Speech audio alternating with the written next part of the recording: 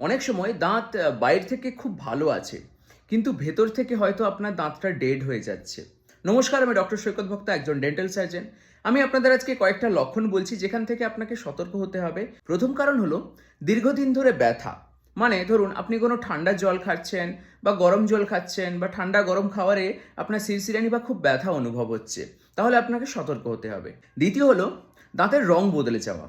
মানে দাঁতটা ধরুন আপনার খুব ডার্ক ব্রাউন কালার বা হালকা ব্রাউনও হতে পারে, কালচে কালার বা ডার্ক ইয়েলো কালার হয়ে যাচ্ছে, তাহলে বুঝতে হবে আপনার ওখানে দাঁতের মধ্যে কোনো বিপদ সংকেত লুকিয়ে আছে। তৃতীয় হলো মাড়ি ফুলে যাওয়া বা পুঁজ আসা।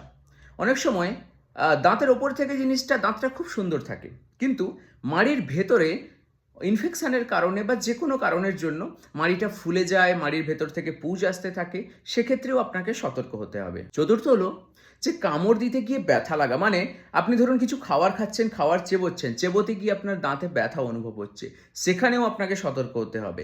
পঞ্চম কারণ হলো যে ব্যথা হতে হতে ঠিক হয়ে গিয়ে ব্যথা বন্ধ হয়ে যাওয়া। মানে ভেতরে কোনো মারাত্মক জিনিস আপনার লুকিয়ে আছে। আমি আপনাকে ভয় দেখাচ্ছি না, কিন্তু একটা ইনসিডেন্ট হলো, কিছুদিন আগে একজন পেশেন্ট এসেছিলেন। ওনার কমপ্লেন হচ্ছে, আমার 3-4 বছর আগে ব্যথা হতো, কিন্তু এখন আর আমার ব্যথা যন্ত্রণা হয় না, কিন্তু কয়েকদিন হলো মাড়িটা একটু ফোলা ফোলা মনে হচ্ছে। তো আমরা ওটাকে এক্স রে করে দেখলাম। তো এক্স রে করে দেখে দেখলাম যে ভেতরে সিস্ট হয়ে গেছে, যেটা খুবই খারাপ জিনিস। তো সেটাকে আমরা প্রপারভাবে ট্রিটমেন্ট করলাম। যাই হোক, আপনাদেরও বলবো, এই ব্যথা হতে হতে যদি ব্যথা ঠিক হয়ে গেছে আপনি সেটাকে অবহেলা করছেন, তো অবহেলা একদমই করবেন না। তাহলে এখন জানবো যে সলিউশন কি আছে। সব থেকে প্রথম কথা আপনাকে বলবো, ভয় পাবেন না, প্যানিক করবেন না। প্রথমে শান্তভাবে ডেন্টাল সার্জনের কাছে যান।